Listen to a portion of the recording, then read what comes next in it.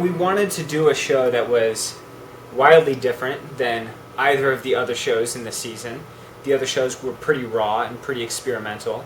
And so we wanted to preserve the experimental risk-taking aspect of our shows, but move into something with higher production values and something that played with the media. This is a show that was written right around 25 years ago.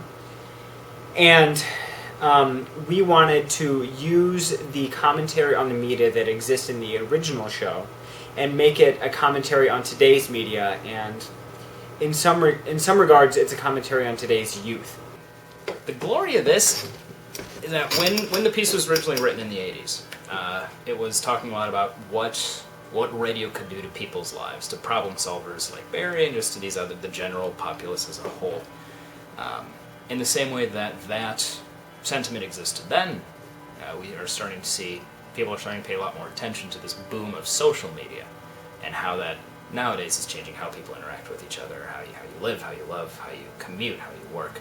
I think talk radio is a fantastically written piece of theater, and I think it gets more and more relevant as technology evolves, and the whole idea of what it means to be anonymous when you communicate becomes more and more prevalent through our lives. We think of social media and how Facebook, MySpace, that's the way people relate to each other now, and talk radio gives you foreshadowing all of that from a different time, when radio was sort of the first way of someone not having to have a physical face-to-face experience. This is going to be some fun stuff.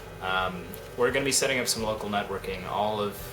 A great deal of the callers into the show, where they used to all be audio only, being the show originally based in radio, is now going to be handled through video conferencing and projection that we'll be using.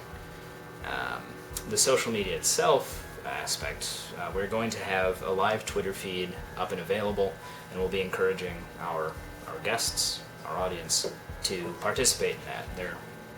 Their comments, their questions through Twitter will be presented to the actors on stage at certain points during the show, and we'll actually create this open dialogue with them.